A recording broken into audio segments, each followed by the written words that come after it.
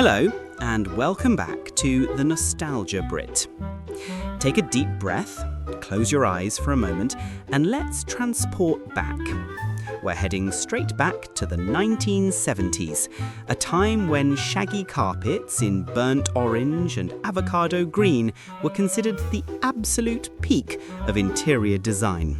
And safety was, let's just say, very flexible. We needed an empty C90 cassette tape, a quiet street, a handful of 10p coins, and the hopeful promise that Blue Peter had something good on after school.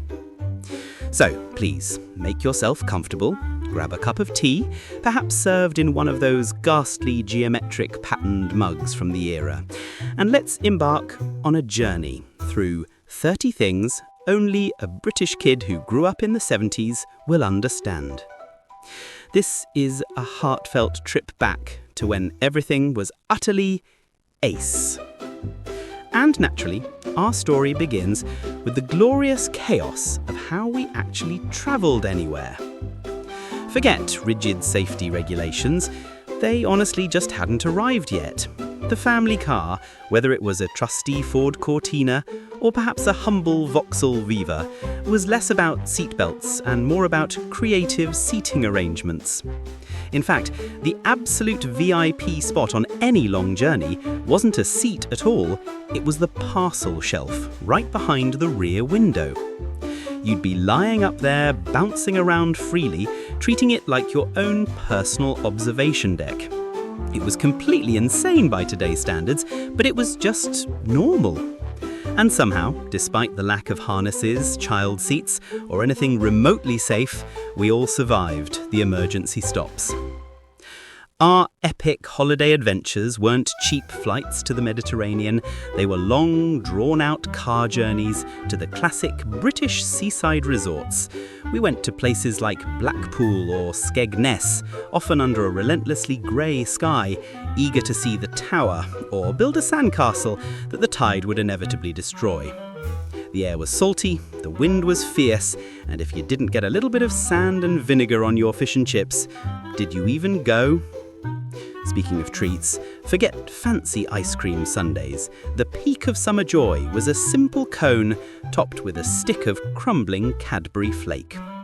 That feeling of the chocolate instantly melting, sticking to your fingers, but tasting absolutely glorious, that sticky mess right there was the authentic flavour of a British seaside summer. And how did we get there? Before sat-nav, before Google Maps, your dad wrestled with the massive paper A to Z map. He'd have to unfold that monster, covering most of the dashboard, inevitably leading to a furious, hushed argument with your mum about missing the correct motorway junction. If only they had just stopped and asked for directions. But oh no, pride prevented that classic British tragedy. If you were out on your own, the red phone box was your social network, your lifeline, and occasionally your cold metallic sanctuary. You needed your trusty pouch of 10p coins and a bit of luck that the phone hadn't been recently vandalised. That feeling of success, though, when you heard the decisive ding ding as your coin finally dropped into the slot, suddenly you had the power to connect. And finally, the gentle rhythm of the morning. Our days weren't woken by loud traffic, they were marked by the quiet rattling sound of the electric milk float pulling up to your gate. Fresh milk in heavy glass bottles, with that beautiful thick layer of cream sitting right under the foil cap. It was a peaceful, simple start to the day that has sadly vanished from our streets. Ah, the golden era of the telly. When I say 3 channels, I mean 3 channels: BBC One, BBC Two, and ITV. And here's the crucial part. You, the youngest child, were the designated remote control. You actually had to get up, walk over to the set, often a great heavy wooden box, and crank the large knob to change the channel. Picture fuzzy? We all knew the solution. Give the side of the TV a firm, authoritative tap. It almost always worked.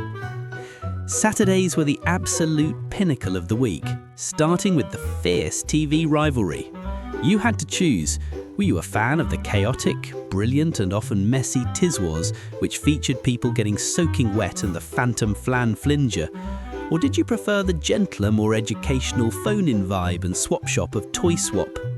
Your choice of morning show revealed everything about your true character.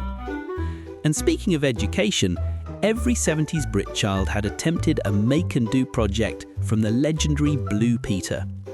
We learned how to construct surprisingly complex models out of the most humble materials, washing up bottles, sticky back plastic, and countless empty toilet roll holders. We absolutely adored the presenters like John Nopes and his famous long-suffering sheepdog Shep. But the real treasure was music. There was no Spotify, no easy download. If you wanted your favourite song, you had to practice the delicate art of timing. You had to have your cassette tape loaded into your ghetto blaster, ready to press record just as Top of the Pops started the track. The ultimate soul-crushing tragedy, the DJ talking over the first 3 seconds of the glorious song intro. It ruined the entire tape. When the kids' programs ended, the adults took over. Saturday night was sacred, filled with family entertainment like the classic sketches of the Two Runnies and the sheer infectious joy of Morecambe and Wise. These were cultural events, shows everyone discussed on Monday morning. And when the night was finally over, your television screen would switch to the static test card F, featuring the famous image of the little girl Carol Hersey and her unblinking doll. That image, accompanied by the monotonous test tone, was the unmistakable universal signal. Television is closing down. Playtime is over. Time for bed. The 70s was an era where everything felt more tactile, even shopping. Before loyalty points, before nectar cards, we had Green Shield stamps. Your mum would bring them home from the supermarket, and the entire family would spend hours meticulously licking and sticking those tiny green stamps into the collection books. The excitement wasn't about the process, it was about finally filling enough books to exchange them for something truly magnificent from the catalogue. A new toaster, a kettle, or maybe even a state-of-the-art fondue set.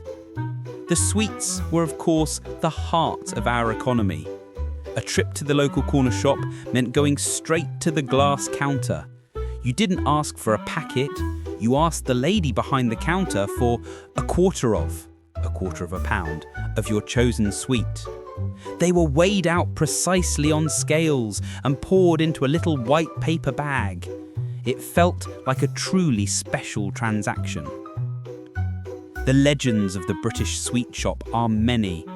We had the challenge of the sherbet fountain, the licorice stick dipped into the lemon powder, the jaw-wrenching joy of the taffy-like blackjacks and fruit salades, and the sheer explosive delight of space dust, our own version of pop rocks.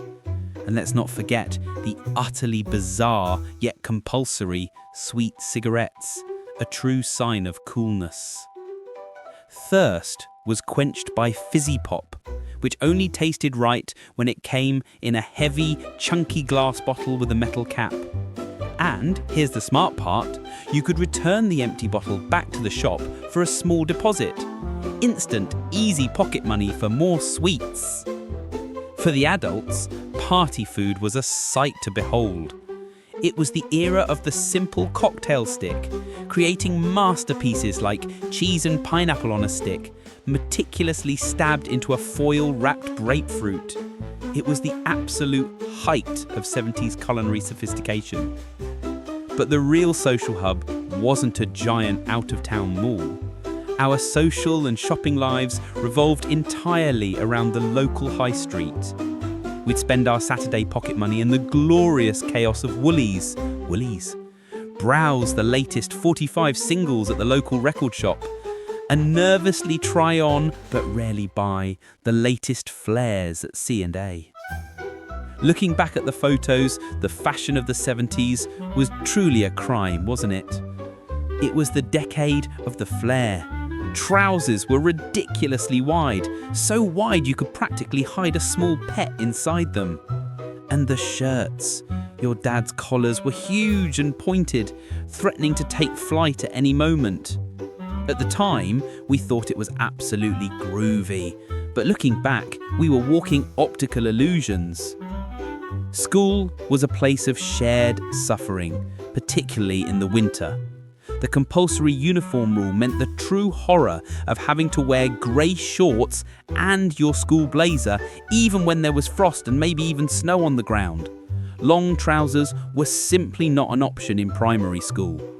We didn't have heated coats, we were just forced to be tough, or at least very, very cold. The school dinner experience was another shared trauma. The canteen was noisy, smelled of boiled cabbage, and we all had to battle the dreaded lumpy custard or the oddly textured but traditional spotted dick pudding. Getting a second helping of chips was often the real victory of the day. When it came to books, we were resourceful. We were required to cover our textbooks, but we used whatever scraps we could find. Pages of old newspapers, leftover birthday wrapping paper, or even scraps of that distinctive 70s wallpaper. It wasn't craft, it was a humble, effective necessity. And if you needed a copy of anything, you faced the sheer frustration of carbon paper. This thin, messy sheet produced smudged, blurry, barely readable duplicates and inevitably left your fingers stained black with ink. It was low-tech, maddening, and yet the only way to quickly copy anything. The final word on technology at home was the typewriter. Personal computers were still years away. We had the Olivetti or the trusty Imperial manual typewriter. The satisfying clack, clack, clack sound of the keys hitting the paper and that triumphant ding when you reached the end of the line. That was high-tech communication. In many ways, the 70s was the era of maximum parental trust, or perhaps maximum parental indifference. You were allowed to roam free, spending the entire day outside, exploring, playing, and having adventures. There were no mobile phones, no trackers, no way for your parents to contact you. The only signal you needed to know your day was over, the streetlights coming on. You then had to execute a frantic sprint home, desperate to get back before your mum opened the front door and yelled your full name down the street. That was the golden rule. When we played outside, we played games like Kerby. This was a uniquely British street game where you threw a ball and tried to hit the exact edge of the curb on the other side of the road. It required skill, a bit of luck, and total disregard for minor traffic. It was dangerous, yes, but brilliantly entertaining, and needed nothing but a ball and 2 curbs. The interior of the home was a visual spectacle. Every house seemed to follow the same colour palette: deep browns, harvest golds, and burnt oranges. Your living room was likely a masterpiece of this 70s style, complete with thick, shaggy carpet that was almost impossible to clean, and large, loud floral or geometric wallpaper. For information, we relied on simple things. If you needed to know the exact time, you didn't look at your phone. You actually dialed a number and listened to a very polite woman tell you the precise hour and minute. At the 3rd stroke, the time will be. It cost you a few pence, but it was reliable. And finally, the joy of the weekend. No 24/7 sports coverage. Football was a sacred ritual on Saturday night with Match of the Day. Everyone gathered to watch the highlights and argue about the referee's decisions right before we were sent to bed. That famous theme tune is still enough to give any grown man goosebumps. The final unifying anchor of the week was the most sacred meal, the Sunday roast. Piles of tender meat, the massive puffy Yorkshire puddings, crispy roast potatoes, and a pool of thick, rich gravy. It was the comforting, delicious reason you survived the terrible fashion and the lumpy custard of the week before. And there you have it, my friends. 30 wonderful, chaotic, brilliant things that you, a British kid of the 70s, will never ever forget. It was a time that was simple, free, full of questionable color choices, and defined by music that was completely unmatched. We may not have had much by modern standards, but in many ways we had everything. The freedom, the community, and a shared sense of warm, almost innocent experience. We survived the terrible fashion, the complete lack of safety laws, and the horrors of school dinner lumpy custard. And because of it, we became the excellent, resilient storytellers we are today. Now, it's your turn. What was the acest part of your British 70s childhood? Do you remember the milk float? Did you ever get into trouble playing Kerby? Share your ultimate only a Brit would understand memory in the comments section below. Don't forget to like and subscribe to keep the Nostalgia Brit bringing these brilliant memories back. See you next time, and keep that wonderful fire of nostalgia burning.